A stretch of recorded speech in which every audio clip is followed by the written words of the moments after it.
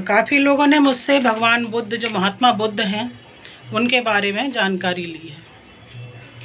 तो देखिए, जो भगवान विष्णु के अवतार हैं बुद्ध, काफ़ी ज्ञानी लोगों का कहना, ये मेरा नहीं कहना क्योंकि मुझे उतना ज्ञान नहीं है उस बारे में, लेकिन फिर भी काफ़ी ज्ञानी लोगों का कहना है, जैसे शंकराचार्य हैं या अन्य धर्मगुरु हैं जो बहुत ज्ञानी हैं, उनका कहना है कि बुद्ध दो हुए थे।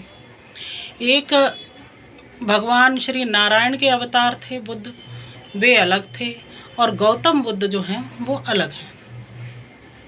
तो गौतम बुद्ध जो हैं उनके बारे में मैंने एक जगह पढ़ा था, तो वो मैं आपसे साझा कर रही हूँ। वे महाराज शुद्धोधन के, कपिलवस्तु के महाराज जो शुद्धोधन थे नेपाल के, उनके पुत्र थे। उस समय नेपाल और भारत एक ही था, अलग नहीं था। माता जानकी भी नेपाल की थी, लेकिन जनकपुर भी तब एक ही जगह था। भारत एक पूरा आर्यावर्त पड़ता था, तो ये आर्यावर्त में ही उस समय कपिलवस्तु जगह पड़ती थी। वहाँ की जो महामाया और शुद्धोधन जो थे, उनके पुत्र थे। लेकिन कहा जाता है कि महाराज भगवान श्री राम के, जो अयोध्या के राजा थे, चक्रवर्ती सम्राट श्री हरि नारायण के अवतार भगवान श्री राम के जो छोटे पुत्र थे कुश के वंश में 25वीं पीढ़ी में जाकर के महाराजा शल्य हुए। महाराजा शल्य जो कि पांडवों के मामा माने जाते हैं। हालांकि वो महाभारत के युद्ध में अर्जुन दुर्योधन से वचनबद्ध होकर उनकी तरफ से लड़े थे, लेकिन वो नकुल सहदेव, पांडव जो थे, उनके जो नकुल सहदेव भाई थे, उनकी माँ माद्री के, पांडवों की दो माँ थी, कुंती और माद्री, तो माद्री जो थी उनके भाई थे।